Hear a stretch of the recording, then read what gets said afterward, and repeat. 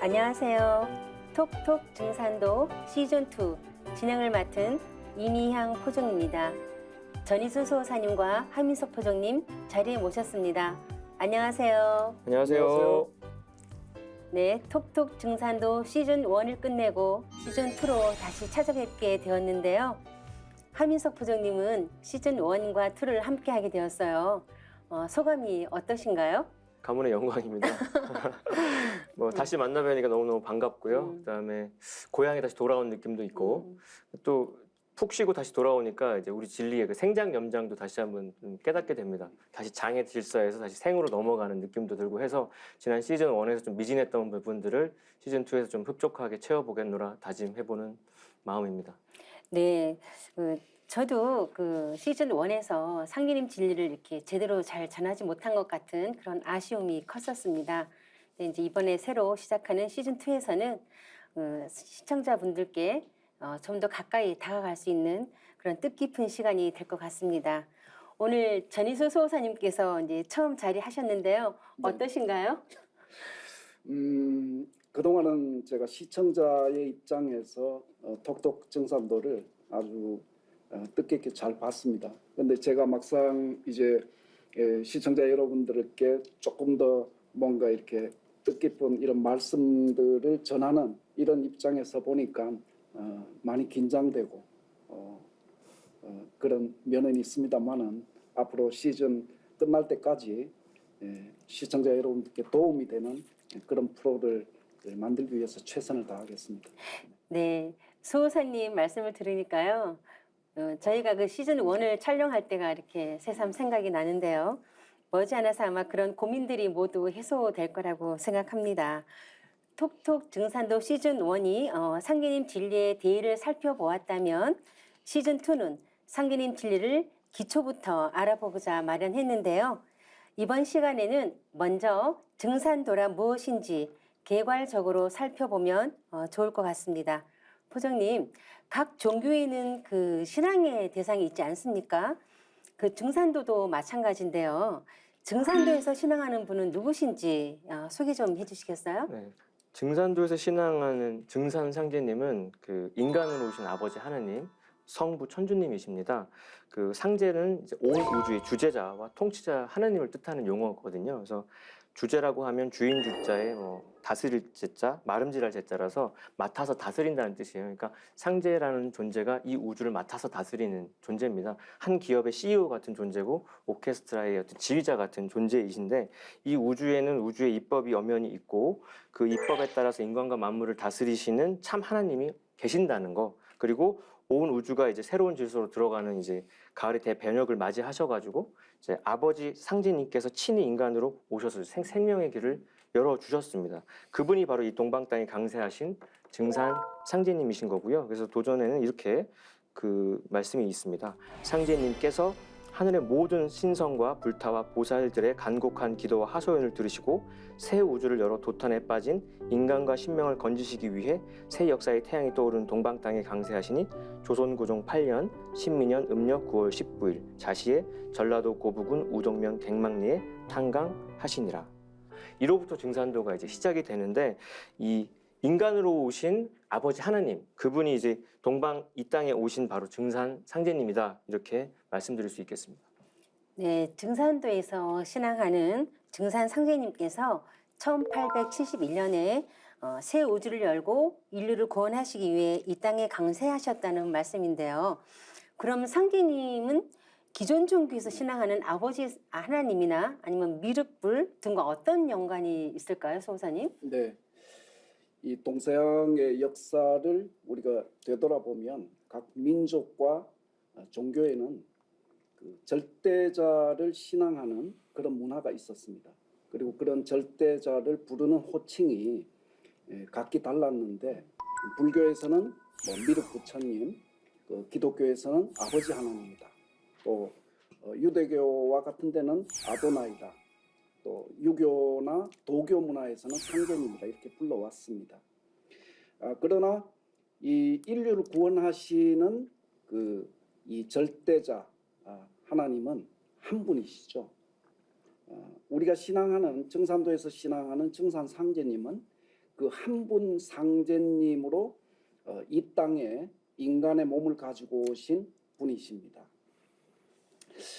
각 종교 문화에서 이제 하나님, 미륵 부처님, 천주님, 옥황상제님 등으로 이렇게 이 호칭했던 그런 신앙의 대상은 이 호칭은 비록 달랐지만은 서로 다른 분이 아니라는 것을 우리가 바르게 깨칠 필요가 있겠습니다. 그러면은 이제 왜 각 종교에서는 그런 이제 이 한 분 절대자를 각기 이렇게 다르게 불렀느냐? 그 문제는 이 우리 인류 역사를 보면 이 각 문화권이 이 태동된 그런 지역의 자연 환경이라든지 생활 양습이라든지 또는 언어 양식이라든지 이런 것들이 다르고 또 과거에는 서로 이렇게 그런 다른 문화로 인해 가지고 소통이 잘 되지 않았었습니다. 그렇죠. 그래서 이 한 분이신 절대자 하나님을 그 지역 문화권에서 이 각기 달리 이 호칭을 했던 것이고요. 그래서 더 나아가서는 그런 이제 이 문화권에서 각자가 모시고 있는 절대자 하나님은 그 문화권의 사람들만 구원받을 수 있다고 하는 그런 믿음으로 정착되어서 지금까지 이르게 된 것입니다. 그러니까 호칭이 다를 뿐 이제 한 분을 얘기한 거라는 네. 말씀으로 제가 들리는데요. 우리도 뭐 아버지라고 하고 서양은 파더라고 하지만 한 분이고요, 그죠? 우리가 유명한 그 추사 김정희도 보면은 호가 200개나 됐다고. 추사, 완당, 뭐 돌아가시기 전에는 과천사라서 과천사는 농부라고 관웅이라고. 그럼 호가 200개지만 200분이 계셨던 게 아니잖아요. 내내 한 분이었고. 그래서 지금 피 터지게 싸우는 전쟁의 근원에 보면 다 아이러니하게도 종교 분쟁인데, 종교 분쟁의 원인도 뚜껑을 열어보니까 하나님의 호칭이 통일되지 않았다는 거잖아요. 그러니까 그 바른 정명을 하는 것이 어찌 보면 호칭을 통일하는 것이 인류 화평의 원동력이다. 뭐 그런 생각이 듭니다. 네, 말씀하신 대로 지금 대부분의 종교 갈등이라는 것이 자신들이 믿는 어떤 그런 자신들이 믿는 분만이 옳다는 그런 배타성 때문이 아닌가 싶어요. 예, 그럼 하나님의 호칭을 어떻게 통일을 해야 될까요? 굉장히 중요한 질문이죠. 그래서 증산도에서는 상제님이라고 이렇게 정명을 하는데요. 상제라는 표현은 하나님에 대한 공식 호칭입니다. 상이라는 뜻은 이제 천상의 뭐 지존무상의 최고의 이런 뜻인데, 제라고 하면 본래 이제 하나님 제자거든요. 근데 동방에서는 그게 이제 임금 제자로 이렇게 격화돼서 잘못 알려졌는데, 뭐 갑골문 같은 거 살펴보면 하나님 제자의 원형이 있거든요. 그래서 상제라고 하면 천상의 지존무상의 하나님이다 이렇게 풀이가 되고요. 도라고 하는 건 우주 입법인데, 자동차 생각하시면은 스스로 움직이는 차지만 운전자가 있지 않습니까? 그러니까 도의 세계, 우주 입법을 운전하시는 도의 주제자를 제라고 했던 겁니다. 그래서 이 우주는 그냥 입법만으로 돌아가는 게 아니라 그걸 경영하시는 인격성을 가진 분이 계신데, 이 상제라는 용어의 어떤 의의는 크게 세 가지를 볼 수가 있어요. 첫째는 그야말로 통치성, 다스릴 제자의 어떤 개념이 들어가니까, 뭐 기존 종교에서 하느님이다, 하나님이다, 미륵부처다고 하지만 뭐 최고 신으로서 우주를 다스리는 통치자의 의미가 어느 뉘앙스에 깃들어 있지 않거든요. 그리고 인격성 염연이 있죠. 지금 종교가 다 하나님은 무형의 어떤 신성으로만 묘사되는 오류를 범하는 게 있는데, 상제라고 하면은 천의 주제자로서 인격적인 풍모를 좀 더 생생하게 느낄 수 있는 게 있고요. 또 마지막으로 가장 중요한 게 어떤 역사성도. 그러니까 내내 우리 선조 때부터 상제라고 불러왔던 문화가 있는 걸 우리가 그대로 이어받은 거거든요. 그러니까 6,000년 전부터 우리 민족이 하나님을 불렀던 본래 호칭인 거고, 중국에서도 4,300년 전에 거슬러 가면 요임금, 순임금 시절부터 상제라고 칭한 존재를 향해서 천제를 지내고 있었던 기록들이 엄연히 있기 때문에. 그리고 우리 유명한 다산 정량육 선생님도 춘추 고증에 이런 구절을 남기셨습니다. 그러니까 상제님이란 누구신가? 이는 천지 신인 밖에서 그것들을 좋아하고 제재 안양하시는 분이다. 상제를 하늘이라 이르는 것은 마치 국왕을 나라라고 하는 것과 같다라고 언명을 하고 있습니다.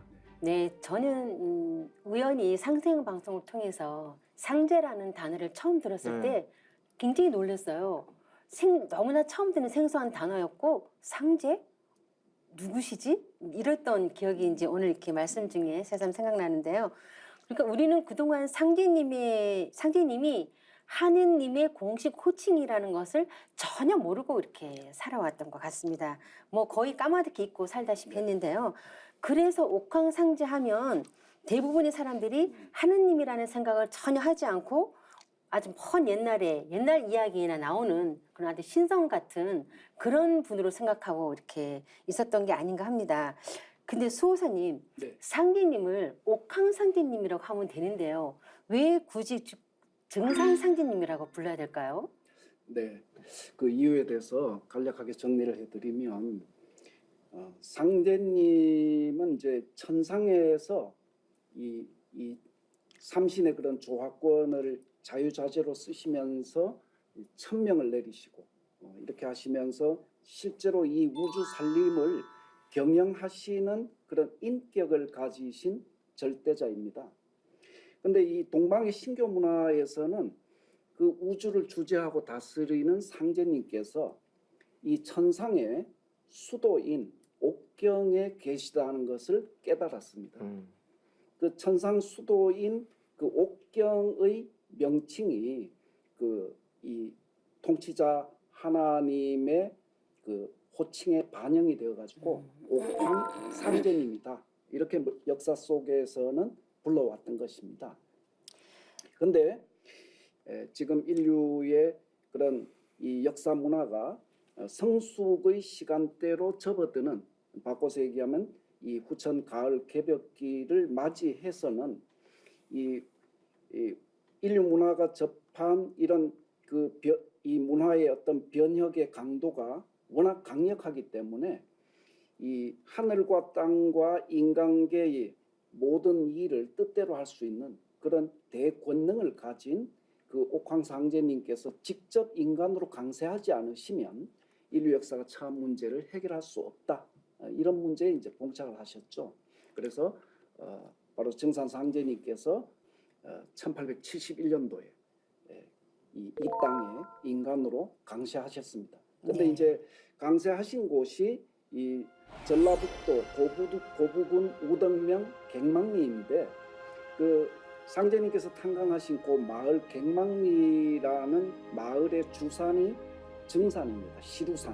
시루산이라서 상제님께서 그 산의 이름을 도호로 쓰셨습니다. 그래서 시루증자, 뇌산자를 도호로 쓰셨거든요. 그래서 이 옥황상제님으로 계시던 상제님께서 인류 역사에 오셔서 당신의 도호를 증산으로 쓰셨기 때문에, 인간으로 오셨기 때문에 이제 인간으로 오신 상제님을 호칭하는 그 증산 상제님이라고 이렇게 호칭해야 올바른 것입니다. 네, 그 우리나라에도 보면 그 지역에 이름을 쓸 때 뭐 증산이라는 이런 말을 지명해서 많이 볼 수 있는데요. 저도 예전에 한번 은평구에 가서 보니까 등산동이라는 데가 네. 있더라고요. 그래서 깜짝 놀랐어요. 여기도 등산동이라는 게 있어? 이렇게 저도 놀랐는데 서울에도 보면 지하철 6호선에 증산역이 있고요. 뭐 또 우리 증산도 본부가 있는 대전 보문산의 제일 높은 그 봉우리를 시루봉이라고 하지 않습니까? 뭐 이뿐만이 아니라 시루봉이라든지 시루제 등 뭐 전국 곳곳에서 시루라는 지명이 많이 발견되고 있는데요. 우리나라에서 가장 높은 그 백두산도 시루산으로 이렇게 부르지 않습니까? 네, 포정님, 그 시루에 대한 특징을 좀 한번 설명해 주시죠. 네, 그래서 뭐 수호사님 말씀하신 대로 이제 시루라고 하는 것은 이제 선천의 미성숙한 인류 문화를 이제 쪄서 익혀서 이제 성숙시키겠다는 그 당신님의 어떤 포부가 이제 깃들어 있는 건데, 또 그 시루라는 그릇이 세상에서 제일 큰 그릇이라고 합니다. 그래서 상제님께서도 이렇게 말씀해 주신 적이 있는데요. 세상에 시루만큼 큰 그릇이 없나니 황하수의 물을 길어다 부어 보아라. 아무리 부어도 시루의 물을 못 채울 것이로다. 시루는 황화수를 다 먹어도 오히려 차지 않으니 천하의 그릇 중에 제일 큰 것을 시루라고 한다 말씀하셨거든요. 그러니까 상제님 진리가 우리 뭐 모든 걸 포용하는 그런 큰 그릇인데요. 제가 고등학교 3년 동안 그 공주에 한일고를 다녔는데 아침마다 이렇게 깨워가지고 이제 점호를 했거든요. 그 점호를 하면 앞에서 이제 학생 대표가 우리는 이렇게 외쳐요. 네. 그러면 이제 전교생이 큰 그릇 이렇게 그래요? 그게 아침 구호였는데 오. 그거 3년 동안 하고 대학교 1학년 때 증산도 입도를 합니다. 그러니까 뭔가 그 외쳤던 외침이 이제 인사화됐다라고 저는 개인적으로 생각을 하는데 그러네요. 그때는 그 뜻을 모르고 이렇게 외쳤다가 음. 어찌 보면 이제 아직 자라나는 청소년들이 더 큰 그릇으로 세상을 살기를 바라는 구호였는데 상제님 진리야말로 어떤 막힘이 없고 어떤 제약을 두지 않는 지금 다 종교라는 게 어떤 계율 속에 사람을 가두어가지고 여러 가지 문제를 일으키는데 하나님은 그걸 모두 열어놓으셨거든요. 그렇죠. 그리고 또 이제 그 시루로 만든 떡은 언제 쓰나요? 이렇게 이사할 때 쓰지 않습니까? 이사 왔습니다 하면서 소개하면서 이렇게 떡을 나누는데 어찌 보면 이 우주가 이제 선천에서 후천으로 이사한다는 어떤 뜻도 있지 않나라는 생각도 들고요. 그러니까 그런 진리가 이 땅에서 펼쳐질 거기 때문에 아까 그 임양 포전님 말씀하신 대로 전국 각지의 지명 속에 산 이름 속에 최고 봉헌이 항상 시루가 들어있는 것도 이 땅이 동방 한민족이 이 조선 땅이 하나님이 오실 땅이라는 걸 암시하는 힌트가 이렇게 박혀 있었던 게 아닌가라는 생각을 하게 됩니다. 네, 포조님의 그 시레에 대한 특징을 쉽게 설명해 주니까 금방 쏙 들어오는 것 같아요. 네, 우주의 가을철을 맞아서 인류를 성숙시키기 위해 이 땅에 강세하신 상계님의 강세 목적이 증산이라는 도에 담겨 있다는 것을 볼 수 있는데요. 인류가 그토록 기다린 하느님께서 이미 1871년 우리나라에 강세를 하셨고 그분이 바로 증산도에서 신앙하는 증산상계님이십니다. 그렇다면 상계님은 왜 지금 이때 인간의 몸으로 강세하시게 됐는지 수호사님께서 좀 설명해 주시겠어요? 네. 이 문제를 저희들이 이제 명쾌하게 상제님 강세 소식을 명쾌하게 정리하려고 하면 인간 농사를 짓는 우주 일련에 대해서 저희들이 바르게 이렇게 알아야 됩니다. 우주에는 그 초목 농사를 짓는 일련과 똑같은 섭리로 일련의 변화가 있습니다. 우리가 초목 농사를 짓는 일련은 매년 경험하지 않습니까? 그렇죠. 근데 그 변화의 그 섭리가 뭐냐? 그것은 봄, 여름, 가을, 겨울입니다.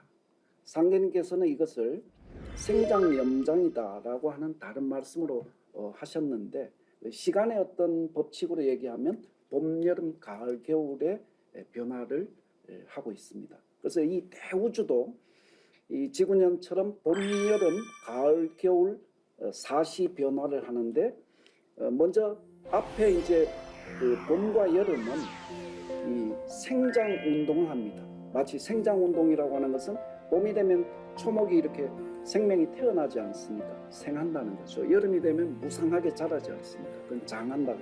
그래서 그 봄, 여름을 묶어서 선천이라고 합니다. 그리고 후반기에는 이제 가을, 겨울이 있는데 이 가을, 겨울이라고 하는 것은 수렴, 통일하는 그런 시간대입니다. 수렴, 통일한다고 하는 것은 모든 이 변화의 질서가 그 열매를 맺기 위한 이런 변화를 하는 것을 얘기합니다. 그래서 가을, 겨울을 묶어서 구천이다 이렇게 얘기를 합니다. 그러면 이 우주의 변화라고 하는 것은 추나 추동, 봄, 여름, 가을, 겨울의 사시 변화이기도 하지만 선후천 변화이기도 하는 것입니다. 그러면 우주 일련의 어떤 변화라는 것은 이제 한 주기가 129,600년인데 그 중에 봄, 여름은 64,800년, 그다음 가을, 겨울은 역시도 64,800년 이렇게 해서 선후천 변화를 합니다. 그런데 이것은 이제 자연의 이제 선후천이죠. 자연 변화에서 선후천이고 그것과 별개로 이 우주 일련 속에서 인간 문명이 존재할 수 있는 그 문명의 선후천이 있습니다. 그것은 선천의 64,800년 중에서 5만 년은 인류가 봄, 여름 문명에 생존을 할 수 있고 그 다음에 가을과 겨울에 그러니까 겨울의 초입까지 5만 년을 생존할 수 있습니다. 이렇게 해서 우주 일련에서 인간이 이 역사 무대에 문명을 일구어 갈 수 있는 시간은 10만 년입니다. 그럼 지금 우리는 어디에 있는가, 어디에 서 있는가, 현대 문명은 어디에 있는가라고 하는 것을 살펴볼 필요가 있는데, 그것은 이 우주 일련에 근거해서 말씀을 내려주신 상제님 말씀에 있습니다. 상제님께서는 지금은 온 천하가 가을 운수의 시작으로 들어서고 있느니라 라는 말씀으로 현대 문명이 이 우주 일련 시간대에서 서 있는 그 위치를 말씀을 해주셨습니다. 이 가을 개벽을 목전에 둔 가을의 어떤 그 열매 문명을 열어야 하는 이런 수건을 해결하기 위해서 절대자가 이 역사의 인간으로 강세하시는 겁니다. 네, 수호사님께서 우주 일련에 대해서 굉장히 조목조목 이렇게 좀 자세하게 설명해 주셔서 많은 분들이 이해가 되셨을 것 같아요. 포정님, 우주 일련의 목적은 무엇인가요? 그러니까 앞서 말씀하신 것처럼 우주 일련의 목적은 이제 인간 농사, 사람 농사죠. 그러니까 인간 농사를 추수하시기 위해서 하나님 오셨다는 거죠. 그래서 상제님께서 친히 이렇게 천명하신 바 있습니다. 선천은 상극의 운이라고 말씀하시고서 상극의 원한이 폭발하면 우주가 무너져 내린다라고 하시면서 이에 천지신명이 이를 근심하고 불쌍히 여겨 구원해 주고자 하였으되 아무 방책이 없으므로 구천에 있는 나에게 호소하여 오매 내가 이를 차마 물리치지 못하고 이 세상에 내려오게 되었느니라. 그러므로 내가 이제 큰 화를 작은 화로서 막아 다스리고 조화 성경을 열려 하노라 이렇게 천명하셨고요. 그 우리 태상 종도사님께서도 그 지금은 하추가 교육한 여름과 가을이 바뀌는 이른바 개벽기를 살고 있는데 1년 초목농사라고 하는 건 사람이 먹고 살기 위해서 짓는 것이기 때문에 사람이 추수를 하지만 우주년에 사람 농사 지은 것은 참 하나님이 오셔서 추수를 한다. 추수관이 참 하나님이시다. 이렇게 하시면서 그건 대우주 천체권이 형성될 때부터 아주 그렇게 정해져 있다. 그건 누가 바꿀 수도 없는 게고 싫다고 해도 안 되는 거라고 말씀하셨거든요. 그러니까 가을철은 이제 인간이 우주의 꿈과 이상을 이제 직접 이 땅에 실현하는 소위 성사제인의 시대이기 때문에 하나님께서도 직접 인간으로 오셔서 인존의 자리에서 병든 천지를 뜯어 고치시고 인간 역사 속에 새 생명의 질서인 그 상생의 도를 열어주셨다고 말씀드릴 수 있겠습니다. 네, 상제님께서 선천의 상극 질서를 끝맞고 인간과 문명을 추수하시기 위해 하신 일이 바로 하늘과 땅을 뜯어 고치는 천지 공사인데요. 많은 분, 우리 세상에 보면 많은 공사가 있지만 이 방송을 보시는 분들이 천지 공사하면 굉장히 생소해 하실 것 같아요. 수호사님, 천지 공사란 무슨 뜻인가요? 네. 저도 상제님 신앙을 하면서 이 천지공사라는 상제님의 말씀이 몸으로 이렇게 느껴지기까지는 상당한 시간이 걸렸습니다. 네. 그래서 아마 이 처음 들으시는 시청자 여러분들께서도 마찬가지일 거라고 보는데요. 이 천지공사라고 하는 그 말씀은 우선 상제님의 이 말씀에 보면 나의 일은 천지를 개벽함이니 곧 천지공사니라 이런 말씀이 있습니다. 그러니까 이제 실제 상제님의 이 땅에 오셔서 하신 일이 뭐냐라고 하면 그 천지공사라고 하는 네 글자에 모두 함축되어 있다고 볼 수 있겠죠. 네. 그래서 이 천지공사는 인간으로 강세하신 이 우주 통치자 상제님께서 그 인류 구원 사업을 통칭해서 그러니까 선천 역사를 마감하고 이제 구천 통일 문명, 성숙 문명, 열매 문명으로 들어가는 이 분기점에서 상제님께서 인류 역사를 공판하신 그런 것을 천지공사라고 합니다. 문자적인 뜻은 원래 공사라고 하는 것은 과거에 이제 관원에서 백성들의 송사가 있으면 그 송사를 상세하게 듣고 그 합리적인 의견을 모아서 공정하게 이렇게 판결을 내렸던 그 일을 공사라고 합니다. 그래서 이 천지공사라고 하는 것은 하늘과 땅, 그 우주 역사의 그런 모든 일을 상제님께서 직접 천지신명과 함께 공판하시는 것을 천지공사라고 합니다. 그래서 이 상제님께서는 이 천지공사를 보실 때 이런 선언을 하셨어요.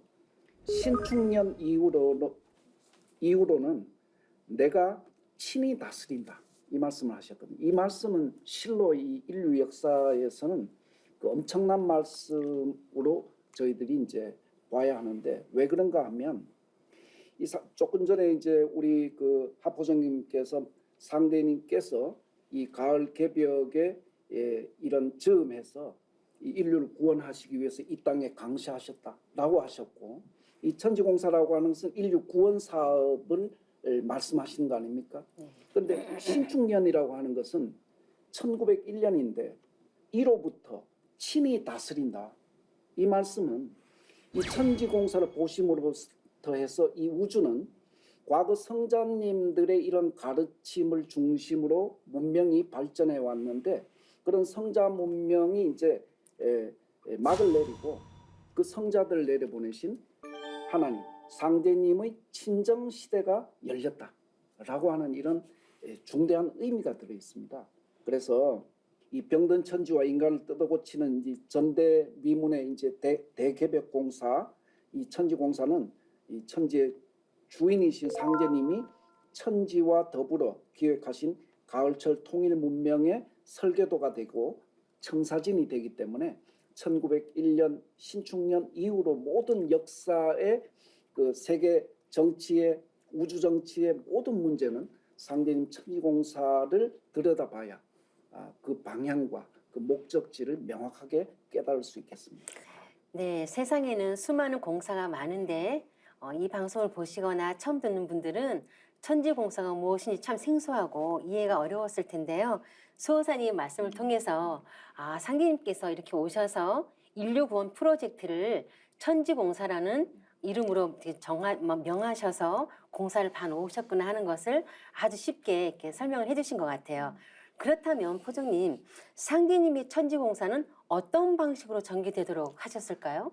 일단 그 천지공사라고 하는 게 진짜 하나님이 오셔서 상제님께서 인류 역사에 처음으로 사용하신 언어거든요. 기존의 성자들은 이제 형용할 수 없는 언어입니다. 그래서 뭐 상제님 공사 당시에도 예언자로 착각했던 인물들도 있었는데 상제님께서는 나는 예언자가 아니다. 그거는 영화로 치면 예고편 이렇게 얘기한 건데 하나님께서는 그 영화 감독이시거든요. 감독은 모든 걸 알고 있죠. 시나리오도 알고 있고 스텝들도 알고 있고 그렇죠. 영화 배우의 그 선정부터 앞으로 어떻게 전개될 것까지 그 결말까지도 다 알고 있는 존재인데 그분이 다 짜신 대로 이제 지금 세상 역사가 흘러간다는 거죠. 그래서 성자들처럼 강세의 목적이 인간의 교화에 있는 것도 아니고 예고편 예언을 하고자 함이 아니라 근본부터 완전히 뿌리 뽑기 위한 인류 구원의 총체적 프로젝트가 이제 천지공사입니다. 저도 집에서 어항에 물고기들 키우다 보니까 다 이렇게 한 마리씩 죽어가는데 그 물고기 탓이 아니에요.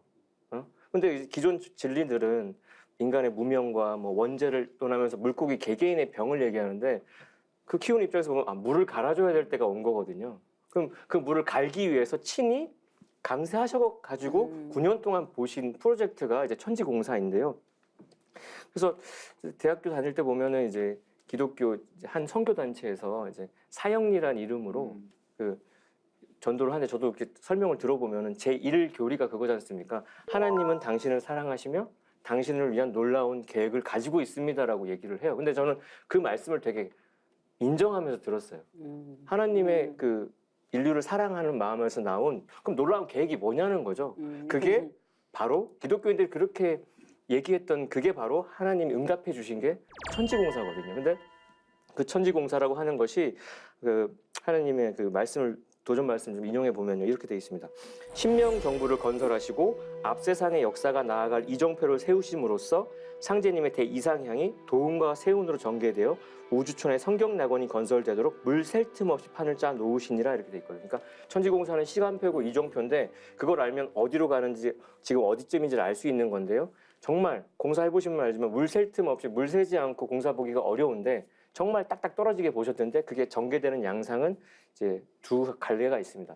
그 세운공사랑 도운공사라고 하는 건데 세운공사라고 하는 것은 이제 세계 역사의 울로입니다. 그 정치의 어떤 흐름을 통해서 마지막에 그 후천을 어떻게 넘어가게 될지가 나오는 거고 도운공사라고 하는 것은 상징인 도의 울로 정통맥이 어떻게 귀결되느냐 그 두 가지가 나중에 최종 합일이 돼가지고 뭐 이제 그 개벽 실제 상황을 극복하면서 상징의 조화 낙원 세계가 건설되는 거죠. 그리고 그 그때까지 그 어떤 험난한 개척의 전 과정을 이렇게 두 갈래로 이제 말씀을 하신 거고요. 그걸 알면 지금 우리가 어디에 와 있고 앞으로 어떤 준비를 해야 되는지가 소상히 밝혀지기 때문에 하나님을 아는 공부가 인생의 궁극의 공부라고 할 때 천지공사를 모른다고 하면 이거는 많은 걸 놓치게 된다 이렇게 생각을 하고 있습니다. 네, 이제 두 분 말씀을 들으면서 상대님의 천지공사를 잠깐 요약하면 아까 수호사님 말씀처럼 신축년 이후로는 내가 새로 시작하는 일을 하신 말씀처럼 1901년부터 1909년까지 천지공사 보셨잖아요. 그렇다면 이 세상이 둥글어가는 것은 상대님의 천지공사를 보신 그때로부터 시작해서 이미 그 프로그램대로 이렇게 둥글어가고 있다고 보면 쉬울 것 같습니다. 네. 그렇지 않습니까? 네. 네. 상기님께서는 천지공사로서 후천 가을의 새 세상을 열어주셨는데요. 소사님, 후천 가을은 어떤 세상인가요? 저희들이 이제 경험해 보지 않은 세상이기 때문에 그렇죠. 우선 상대님 말씀을 통해서 그런 말씀 속의 느낌 이것으로 먼저 한번 정리를 해보면 상대님께서는 도전 2편 16장에 보면 이제 온 천하가 큰 병이 들었나니 내가 삼계대권을 주재하여 조화로서 천지를 개벽하고 불로 장생의 선경을 건설하려 하노라 이런 말씀을 하셨습니다. 이 속의 핵심은 앞으로 다가오는 세상의 핵심은 조화로서 뭔가 이렇게 세상 역사가 돌아가는 그런 세상일 것이고 그 다음에 그 세상은 불로 장생의 세상일 것이며 그리고 그 세상을 일러서 선경 세계다라고 이제 정의를 하시는 것 같습니다. 상대님의 이런 그 말씀을 조금 더 이 내용을 이렇게 풀어보면 이 가을 개벽을 이제 극복하고 나서 조화 성경 세계가 이제 열리게 되는 것인데 그것을 우리가 입법적으로는 이제 후천 성경이다. 또 태상 전도사님께서는 그것이 죽어서 가는 세상이 아니라 우리가 몸을 가지고 살아서 가는 세상이기 때문에 지상 성경이다. 현실 성경이다. 아주 쉽게 이렇게 정의를 해주셨어요. 네. 그래서 그 세상은 먼저 이제 이 자연의 어떤 변화가 정도 변화를 합니다. 지금은 이제 이 자연의 변화가 정도 변화를 하지 못하기 때문에 극한 극서와 같은 이런 자연의 어떤 이 재해들이 있습니다. 근데 후천 가을이 되면 자연이 정음 정량의 정도 변화를 하기 때문에 사시가 이렇게 고르게 됩니다. 사시가 고르게 되면 거기에서 극한 극서가 사라지고 따라서 홍수, 뭐 지진, 해일, 뭐 이런 그 자연 재해로부터 인간 역사가 해방이 되는 거죠. 그다음 두 번째는 이제 도술 문명 시대라고 하셨는데 이 도술 문명 시대라고 하는 것은 현대 우리는 이 과학 기술 문명의 발전 그런 것을 통해서 컴퓨터라든지 휴대폰을 통해서 그 문명의 이기를 마음껏 누리는 극치의 과학 기술 문명 시대에 살아가고 있습니다. 근데 태상정 도사님께서는 이렇게 정의하셨어요. 다만 그것은 기계에 의존하는 것이 아니냐. 네. 그 한마디로 다 하셔버렸어요. 그게 없으면 그 도구가 없으면은 인간은 과거 우리가 이제 뭐 미개한 시대의 그런 사람들과 뭐가 다르냐 이런 말씀이죠. 그래서 그 말씀이 기가 막힌 정의라고 보시는데 그런 것처럼 그러니까 이제 이 기술 문명은 극치의 문명을 달리고 있지만 정신 문명이 이제 빠져 있는 거죠. 그렇죠. 이 도술 문명이라고 하는 것은 이 기계 문명을 바탕으로 해서 극치의 기술 문명을 바탕으로 해서 이 정신 문화가 합일이 된 그런 어떤 문명 세계, 그 세계를 이제 이 조화 문명이라고 합니다. 그래서 기술 문명을 초월하는 거죠. 그 다음에 이제 이 세 번째는 이 후천에는 이런 가족 문화도 바뀝니다. 천상의 그런 조상 선영신들이 후천에는 지상에 내려와서 자손들과 함께 삽니다. 선천에는 이 죽음이라는 장벽이 인간과 조상을 이렇게 갈라놨어요. 그 장벽 때문에 서로 소통을 하지 못하고 이런 세상이었는데 이 천상에 있는 모든 자손들의 선영신들이 후천이 되면 지상에 내려와서 또 인간도 이제 물론 영성이 열리죠. 그렇게 해서 마치 이렇게 실제 사람을 대하는 듯이 이 지상에 내려온 조상 선영신들의 영신과 함께 오손도손 살아갑니다. 그래서 등등 이런 그 후천 성경 문화라고 하는 것은 자세하게 들어가면 여러 가지 많습니다. 이런 장수 문명 시대라든지 앞으로 인류 문명은 대장수 문명 시대로 들어가거든요. 불경에서는 여자가 500살이 되어서 시집가는 시대가 있다고 했지 않습니까? 그런 것 같이 그게 이제 후천의 선 문명이거든요. 그래서 등등 자세한 것은 나중에 이제 팔관법 각 관을 공부할 때 소개할 기회가 있을 것이고요. 개략적으로 그런 어떤 인간이 지금까지 꿈꿔온 그런 세상을 통칭해서 후천 선경이다 이렇게 얘기를 하는 겁니다. 뭐 소사님 꿈의 세상 이야기를 거의 다 해주신 것 같은데요. 그래서 뭐 그럼 요즘 그 어떤 학자들도 이제 드림 소사이어티를 얘기하잖아요. 꿈을 꾸고 꿈을 이루어지는 세상이 곧 온다고 하는데 그게 그대로 이제 실현되는 세상인데 결국 이제 후천 성경이라고 하는 건 기존 종교가 인간들한테 약속했던 그 모든 종교의 이상향이 되죠. 그래서 저도 뭐 어릴 때 천주교 다니면서 세례도 받고 교회도 다니고 뭐 절에서 이렇게 뭐 참선 같은 것도 해보고 그러니까 모든 종교를 다 섭렵한 와중에 이제 최종 종착지로 증산도에 입도를 하게 됐지만 각 종교가 말했던 게 뭡니까? 공통분모가 세 가지잖아요. 대변국이 오고 새 세상이 펼쳐지는데 그걸 매개하시는 분이 메시아가 미륵이 직접 인간을 오신다는 건데 그 당사자 주인공인 증산상제님께서 기존 세상을 무너뜨리고 이제 새 세상을 열어주신다는 말씀이죠. 그래서 기독교에서 말했던 게 죽어서 천당 간다는 게 아니라 지상의 천국이 열린다고 킹덤 오브 갓이라고 했었고 불교에서도 용화 나온 서방 정토라고 가을이라는 시간대를 모르니까 서쪽 방위의 개념으로 서방 정토라고 했었고 육아에서도 크게 하나 되는 대동세계를 말했는데 결국 그것을 이루시기 위한 아주 치밀한 어떤 시간표 이정표 궁극의 법방이 천지공사다. 그리고 그게 우리가 맞이하게 될 후천 성경이다. 이렇게 정리해 보게 됩니다. 후천 성경은 쉽게 얘기하면 요즘 사람들 막 자주 표현하는 천국이네요. 천국이죠. 천국. 그죠? 네, 그렇게 생각하면 쉬울 것 같습니다. 굉장히 기대가 되지 않습니까? 네, 인류가 꿈에 그리던 지상 낙원을 상계님께서 천지공사로 열어주셨다는 말씀인데요. 상계님께서 집행하신 천지공사에 대해서는 차후에 자세히 알아보도록 하겠습니다.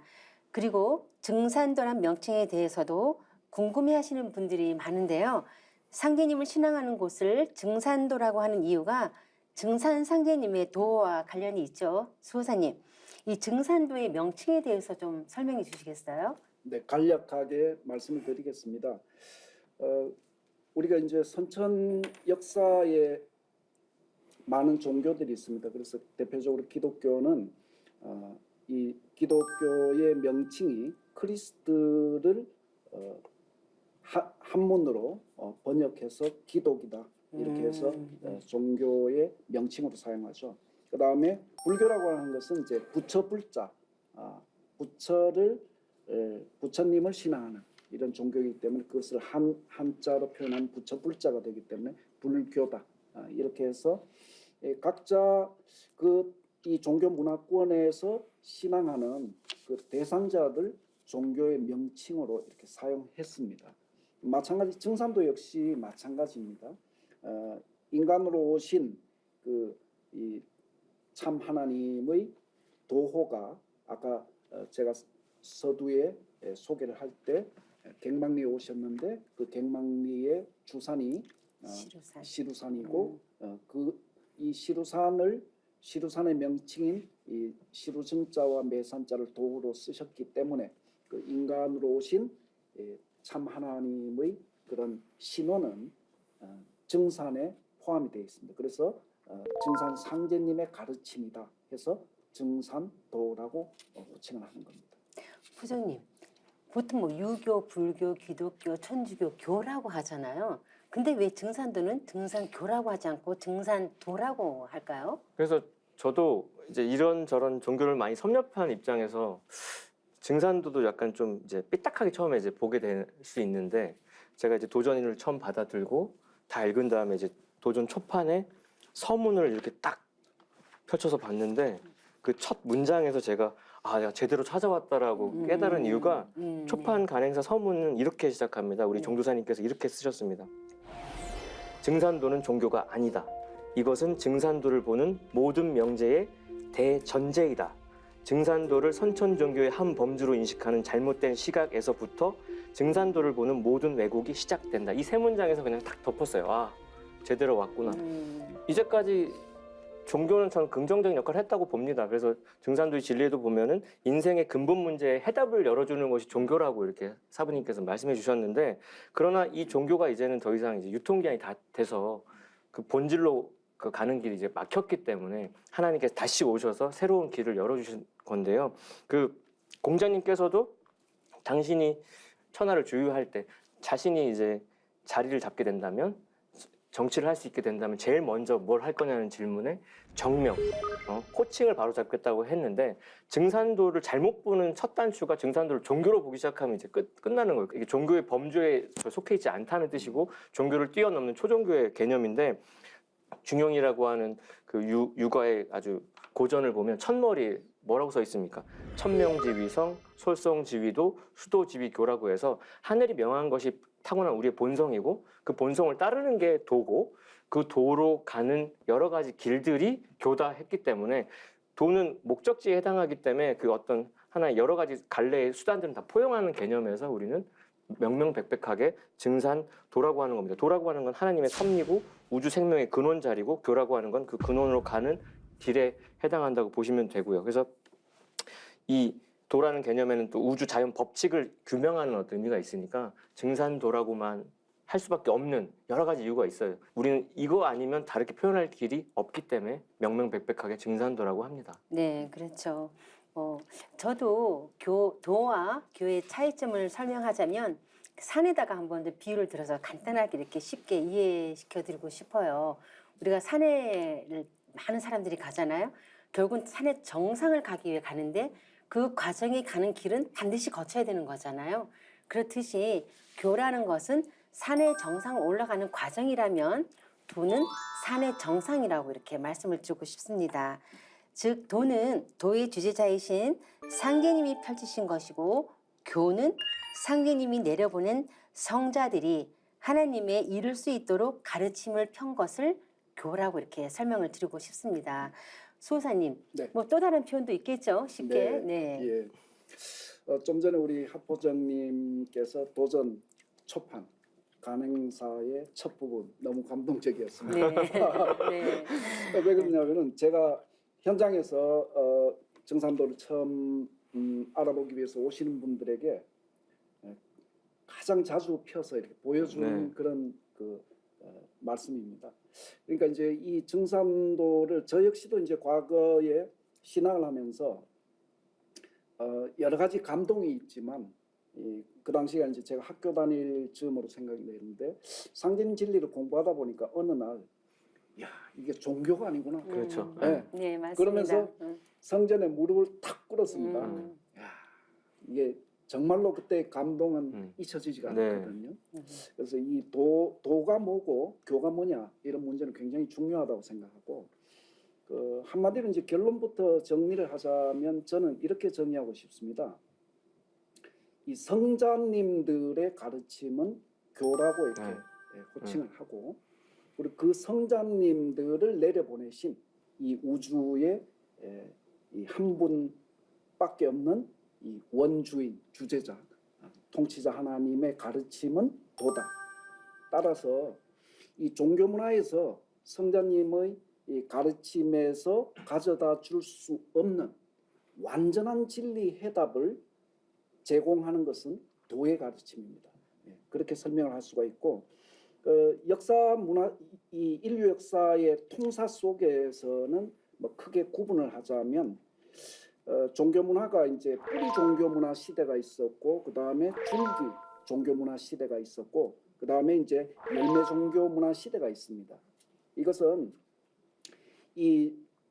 지금 우리가 인류가 신앙하고 있는 이런 유교라 불교, 도교 뭐 이런 그 기성 종교들은 2000년 내지 3000년 전부터 역사가 이렇게 출발합니다.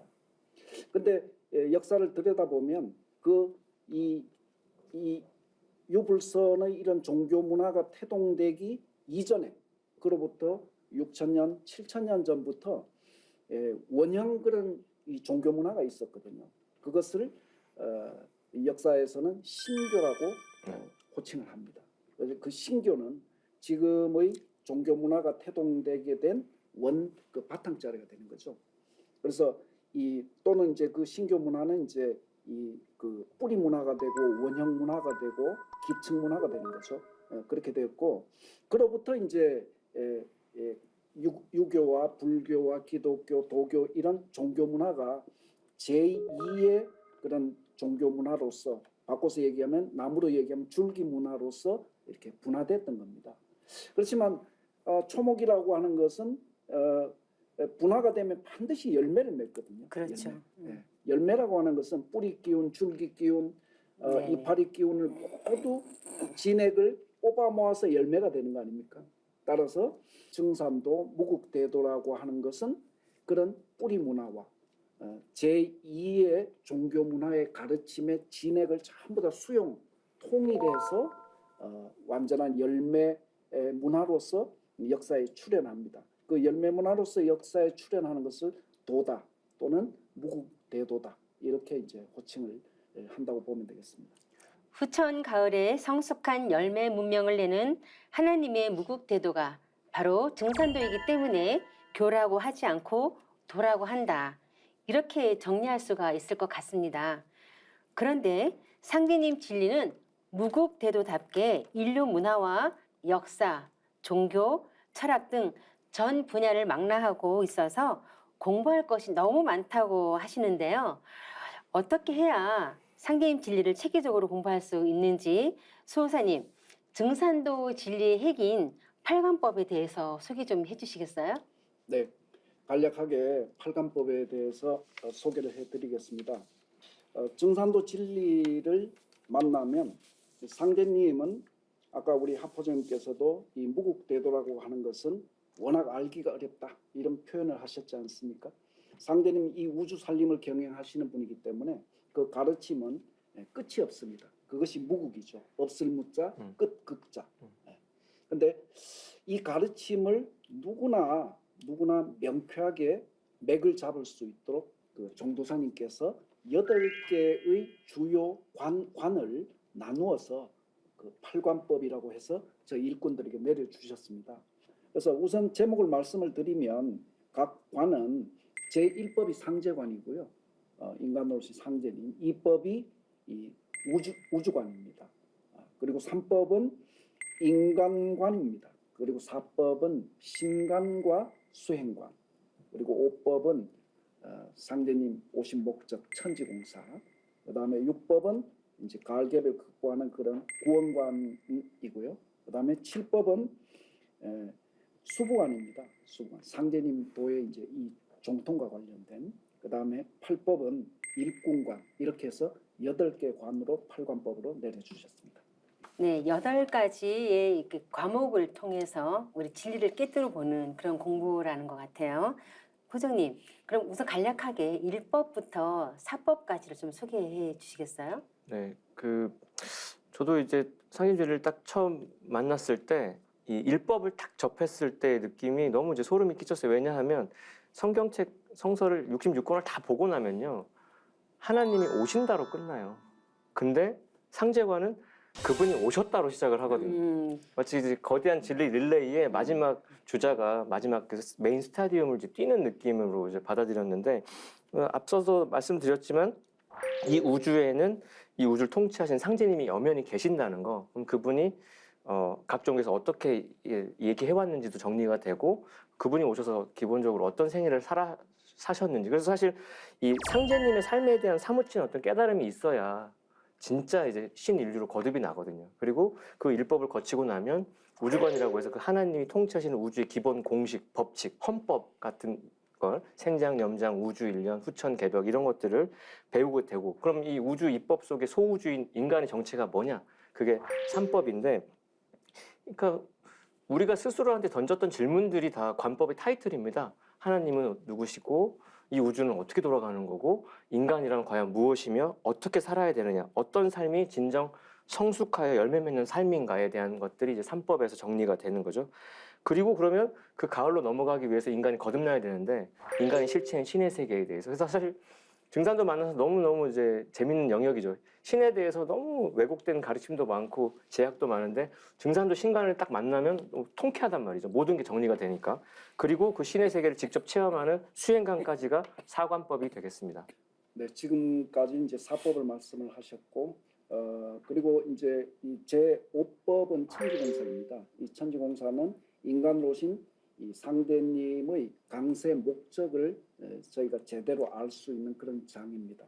상대님께서 그리고 태모 고수님께서 10년 동안 상대님께서 9년, 태모님께서 10년 천지공사를 보셔서 가을 개벽을 넘어서 후천 성경 세계를 열어주셨거든요. 그 본 내용을 천지공사를 통해서 만날 수 있고, 그리고 우리 후천 세계로 제6법은 후천 세계로 들어갈 때 그냥 들어가는 것이 아니라 산모가 출산하듯이 인류 역사가 큰 산고를 겪어야 됩니다. 그것이 후천 개벽이거든요. 그 후천 개벽과 더불어서 증산도를 신앙하시는 신앙의 목적은 이 후천 개벽기의 의통성업이라고 해서 전 인류를 구원하는 것을 목적으로 신앙을 합니다. 그래서 이 구원론입니다. 그 후천 개벽과 의통성업이라고 이렇게 달리 부를 수도 있겠습니다. 그리고 제7법은 수부관, 다른 말로는 이제 정통관입니다. 그럼 도대체 이 인간으로신 상제님의 도법의 정통이 어디로 이렇게 계승이 되느냐? 그래서 상제님 도의 정통 문제는 한마디로 이렇게 수부론에 다 정리가 되어 있습니다.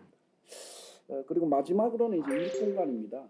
그러면 이제 이 상제님의 이 가르침을 바탕으로 해서 이 어떻게 이제 선천 역사를 마무리 지을 수 있으며 또 이 가을 개벽기의 인류는 어떻게 구원되는가, 이 문제는 일꾼관에 있습니다.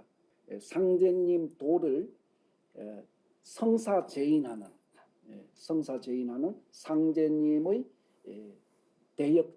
대역자에 대한 공사입니다. 그래서 사실은 이제 이런 팔관법이 우리가 일꾼 신앙을 하는 과정으로 가면 최종적으로 일꾼관으로서 모든 관이 수렴 통일된다, 이렇게 말씀드릴 수 있겠습니다. 네, 포도님과 수호사님 말씀을 들으면서 저는 문득 이런 생각을 했습니다.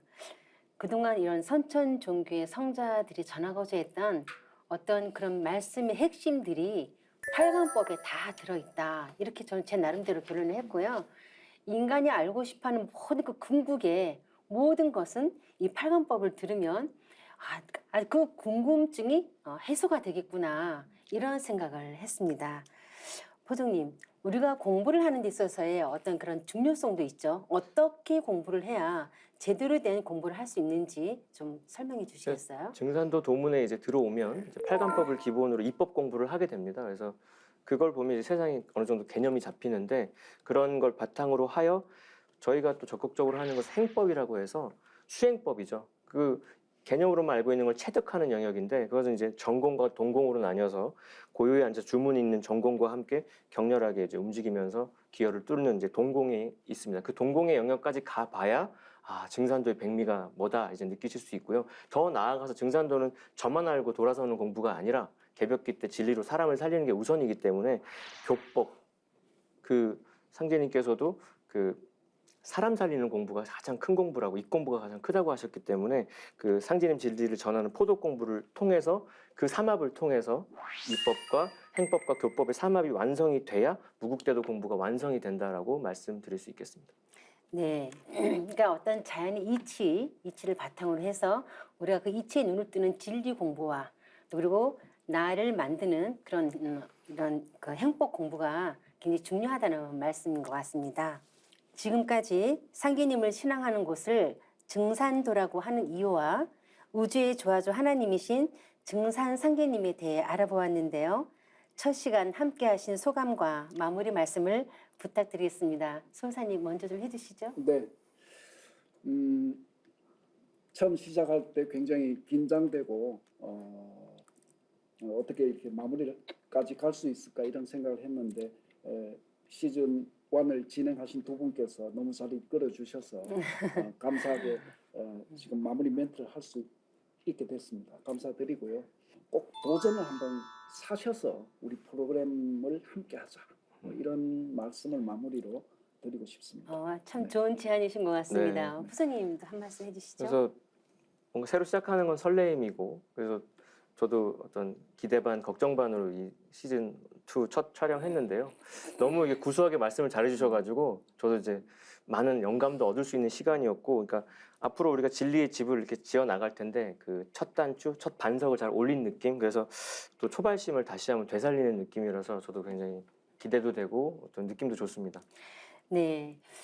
저는 이제 이 시즌 1을 이렇게 진행을 하면서 우리가 역사의 중요성을 알고 역사를 알면서 우리의 정신과 혼을 바로 세우는 그런 과정이었다면 시즌 2에서는 인간이 궁극적으로 무엇을 알고 살아야 하는지 그런 가치관의 문제를 또 이렇게 제시하는 시간이 아닌가 싶습니다. 지금까지 톡톡 증산도 시즌 2를 첫 시간 함께 했는데요. 상계님 진리의 대의를 깨우칠 수 있었습니다. 다음 시간부터는 증산도 진리의 구성 틀인 팔관법을 공부하면서 상계님 대도 진리를 자세히 알아보는 시간을 갖도록 하겠습니다. 지금까지 시청해주신 시청자 여러분 감사합니다.